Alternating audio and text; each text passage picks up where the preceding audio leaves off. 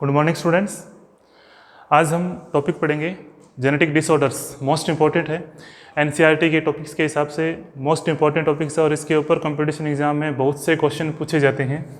आनुवंशिक विभिन्नताएं या आनुवंशिक डिसऑर्डर्स क्या होते हैं, आनुवंशिक बीमारियां क्या होती हैं। पहले हम समझ लेते हैं कि हमने अभी तक क्या पढ़ा, जेनेटिक डिसऑर्डर होते क्या हैं। मेनली हमने जेनेटिक डिसऑर्डर को दो कैटेगरी में बांटा गया है। एक बोलते हैं हम क्रोमोसोमल डिसऑर्डर्स। क्रोमोसोमल डिसऑर्डर्स हम म्यूटेशन में समझ चुके हैं। यहाँ पर दो टाइप के डिसऑर्डर से ऑटोसोमल और एलोसोमल डिसऑर्डर्स। यहाँ पर हमने समझा डाउन सिंड्रोम,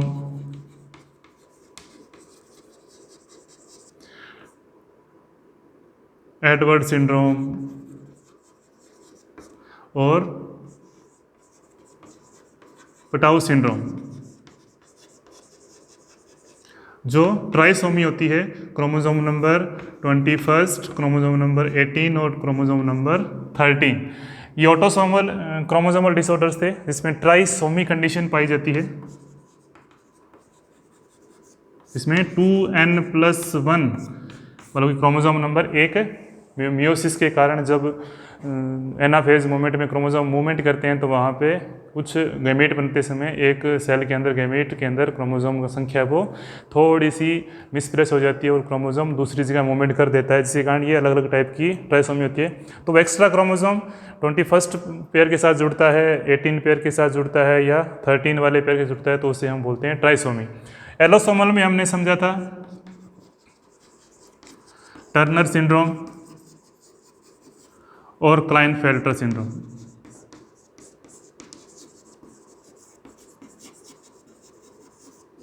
इन दोनों को हमने समझ चुके थे। ये क्रोमोसोम पाए जाते हैं XX और XY, मेल के अंदर फीमेल के अंदर। तो वहाँ पर यदि क्रोमोसोम का नंबर कम हो जाता है या क्रोमोसोम का नंबर बढ़ जाता है तो ये इसको फीमेल के सेंस में लेते हैं। वहाँ पर फीमेल के अंदर एक X क्रोमोसोम कम होता है और यहाँ पर मेल के अंदर एक X क्रोमोसोम फालतू होता है, तो मेल के अंदर फीमेल के कैरेक्टर शो हो जाते हैं। और यहाँ पर टर्नर सिंड्रोम में एक X क्रोमोसोम कम होता है तो फीमेल में जो कैरेक्टर अपीयर होने चाहिए वो वहाँ से गायब हो जाते हैं। तो हम डिटेल में वो पूरी जो क्रोमोसोमल डिसऑर्डर्स है वो म्यूटेशन के कॉन्सेप्ट में समझ चुके हैं, उसका डिस्क्रिप्शन में लिंक भी दे रखा है तो वहाँ से समझ सकते हैं। दूसरे टाइप का डिसऑर्डर होता है मेंडेलियन डिसऑर्डर्स। मतलब कि वहाँ पर मेंडल ने अपने लॉ दिए थे, dominant law of dominance, law of segregation, law of independent assortment. तो यहाँ लॉ ऑफ डोमिनेंस का जो लॉ लागू होता है, लॉ ऑफ डोमिनेंस।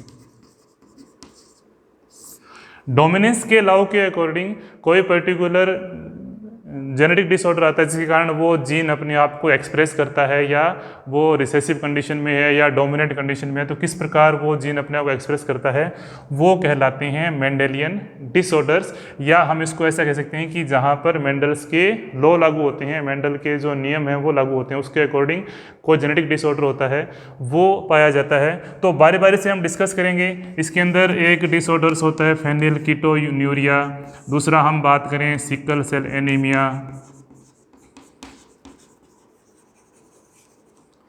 तीसरा colour blindness, fourth haemophilia, fifth thalassaemia. तो ये डिसऑर्डर्स हैं वो आपके एनसीईआरटी के अंदर बुक के अंदर मेंशन भी कर रखे हैं, तो वो हम डिटेल बाय डिटेल हम इसको प्रत्येक को समझते चले जाएंगे। तो आज हम जो मेंडेलियन डिसऑर्डर्स हैं ये टॉपिक हम पहले डिस्कस कर चुके हैं, इसका डिस्क्रिप्शन में लिंक भी दे रखा है तो आप आसानी से वहाँ से पढ़ सकते हैं। क्रोमोसोमल डिसऑर्डर्स होते हैं, क्रोमोसोमल एबेरेशन के अंदर दे रखा है, down syndrome, Edward Patau syndrome सब दे रखा है। आज हम पढ़ेंगे जेनेटिक डिसऑर्डर्स में मेंडेलियन डिसऑर्डर्स और हमको बारी बारी से हम इनको डिस्कस करेंगे। आज जो हमारा टॉपिक है वो है फेनिलकीटोन्यूरिया, मतलब कि मेंडेलियन फर्स्ट डिसऑर्डर हम समझेंगे। फेनिलकीटोन्यूरिया होता क्या है उसको समझते हैं पहले, मोस्ट इंपॉर्टेंट है।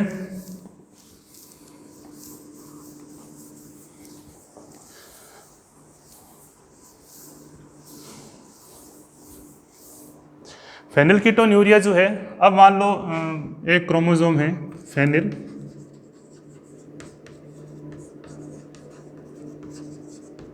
कीटोन्यूरिया, इसको शॉर्ट फॉर्म में बोलते हैं PKU। होता क्या है, हम थोड़ा सा क्रोमोसोम के लेवल पे चलते हैं। क्रोमोसोम मान लो एक ये क्रोमोसोम है,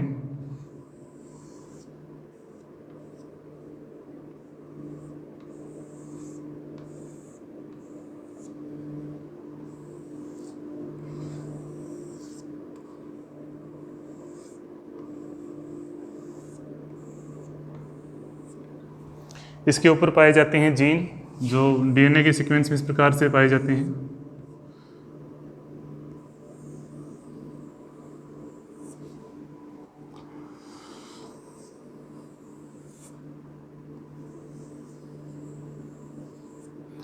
अब होता क्या है, फेनिलकीटोन्यूरिया एक तरह का जेनेटिक डिसऑर्डर है। ये है क्रोमोसोम नंबर 12, क्रोमोसोम नंबर 12 का होमोलोगस कंडीशन है। यहाँ पर प्रत्येक क्रोमोसोम की जो स्ट्रक्चर है वो आपको यहाँ पर बता रहा हूँ। क्रोमोसोम 12 के ऊपर फेनिलकीटोन्यूरिया रोग से संबंधित जीन है वो पाए जाते हैं। होता क्या है, मेनली हमारी बॉडी के अंदर एक एंजाइम पाया जाता है phenylalanine hydroxylase, phenylalanine hydroxylase, इसको PAH के नाम से जानते हैं। ये फेनिल एलेनिन हाइड्रोक्सीलेज एंजाइम जो है, इसको बनाने वाले जो जीन हैं वो क्रोमोसोम नंबर 12 पर पाए जाते हैं। एक तरह का एंजाइम है, ये हाइड्रोक्सीलेज एंजाइम है। तो किसी का क्या करेगा, ये कैटाबॉलिज्म करेगा, उसको डाइजेस्ट करेगा या उसको दूसरे मॉलिक्यूल में बदलेगा।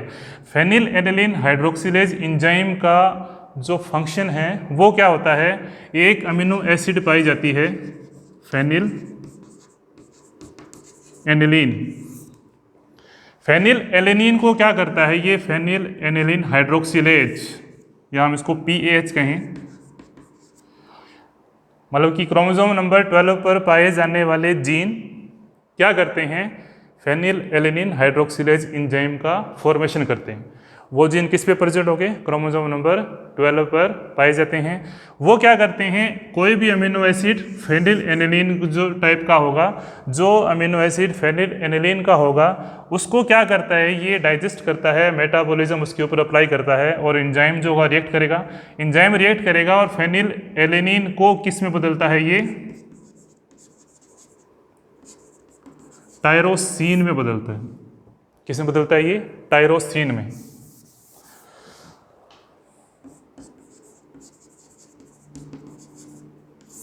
जब टायरोसिन में ये बदल देता है, तो टायरोसिन में बदलने के बाद में इसके हमारी बॉडी के अंदर बहुत बेनिफिशियल रोल होते हैं, क्योंकि ये क्या है, हमारा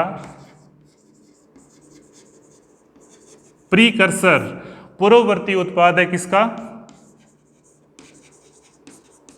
थायरोक्सिन हार्मोन का। हमने पढ़ा था एंडोक्राइन ग्लैंड्स के अंदर जो थायराइड ग्लैंड है उसके अंदर पाया जाने वाला टायरोसिन है, वो आयोडीन के साथ जुड़कर मोनोआइडोटायरोसिन बनाता है, फिर उसके साथ आयोडीन और जुड़ जाता है तो डाईआइडोटायरोसिन बनाता है। मतलब कि आयोडीन प्लस टायरोसिन मिलकर क्या बनाते हैं, मोनोआइडो टायरोसिन बनाता है। फिर मोनोआइडो टायरोसिन है, वो फिर आयोडीन के साथ मिलकर डाईआइडो टायरोसिन बनाता है।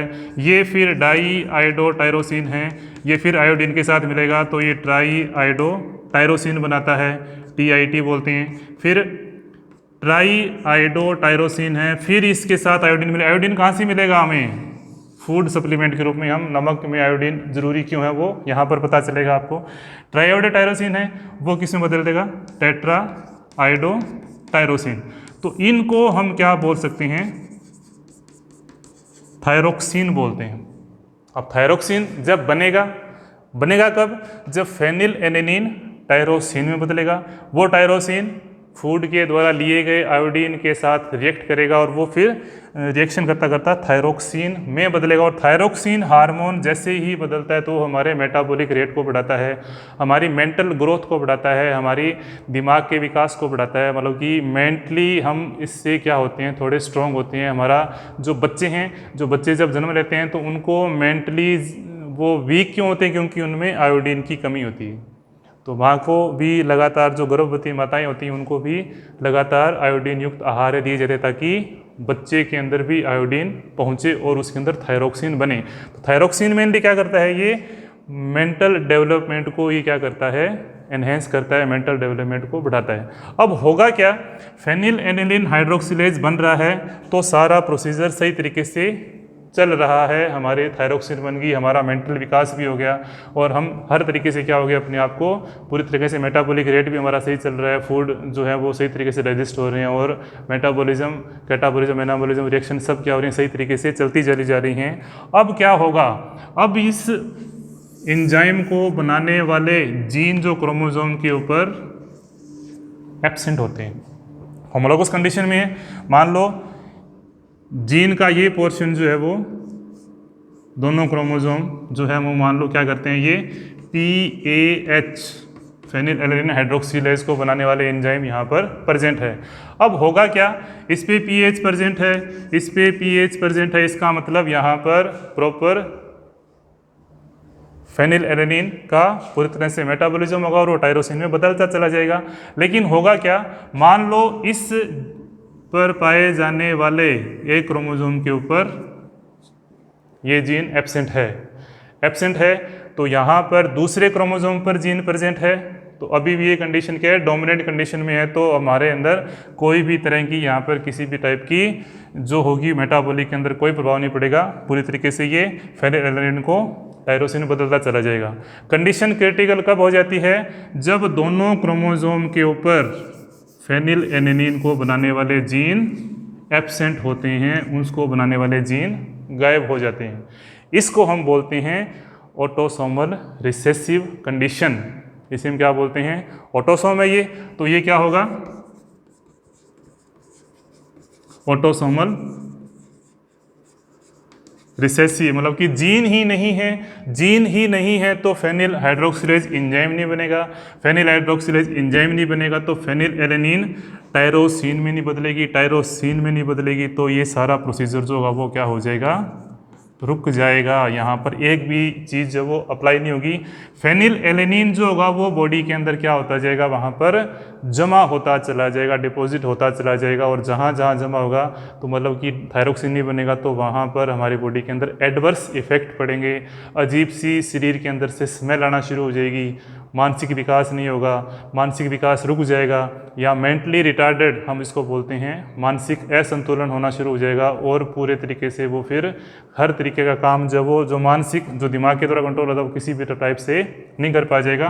तो इस रोग को हम बोलते हैं फेनिल कीटोन्यूरिया। मोस्ट इंपॉर्टेंट है, किसी कारण होता है, हमारे एंजाइम पता चल गया, एंजाइम को बनाने वाले जीन क्रोमोसोम 12 पर प्रेजेंट है और ये ऑटोसोमल रिसेसिव डिजीज है। ये किस टाइप की डिजीज है,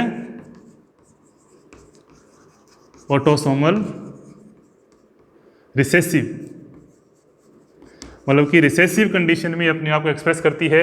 मान लो एक क्रोमोसोम के ऊपर यदि PAH प्रेजेंट है, मतलब कि यहाँ पर इसको बनाने वाले gene PAH phenylalanine hydroxylase enzyme present है तो हमारी बॉडी के अंदर कोई इफेक्ट नहीं पड़ता। लेकिन यदि दोनों ही क्रोमोसोम के ऊपर पाए जाने वाले जीन एब्सेंट है, फेनिल हाइड्रोक्सिलेज एंजाइम नहीं है, एलानिन हाइड्रोक्सिलेज एंजाइम नहीं है, तो फिर वो क्या करता है, हमारी बॉडी के अंदर इस पूरे प्रोसीजर को रोक देता है, क्योंकि मेटाबॉलिज्म स्टार्ट ही नहीं होता है। स्टार्ट ही नहीं होगा तो मेंटली रिटार्डेड बच्चे हैं वो पैदा होते हैं। तो इसका इलाज है कि हम प्रोटीन युक्त आहार लें, ज़्यादा रिच प्रोटीन के आहार लेंगे, ज़्यादा आयोडीन हमारी बॉडी में जाएगा और हमारे जो एंजाइम है वो भी फॉर्मेशन है वो हो जाएगी। तो डाइट है वो मोस्ट इंपॉर्टेंट है, डाइट के द्वारा इसको सुधारा जा सकता है। लेकिन यहाँ पर जीन का रोल इम्पॉर्टेंट है, जीन यदि बनेगा तो ही वो एंजाइम जो होंगे वो आगे सक्सेसफुली फेनिल एलानिन को कन्वर्ट करेंगे टायरोसिन के अंदर। तो फेनिल कीटोन्यूरिया था, यह आज का टॉपिक इतना ही है। नेक्स्ट टॉपिक में हम कलर ब्लाइंडनेस, हीमोफीलिया, इनके बारे में पढ़ेंगे। आज के लिए इतना ही, धन्यवाद।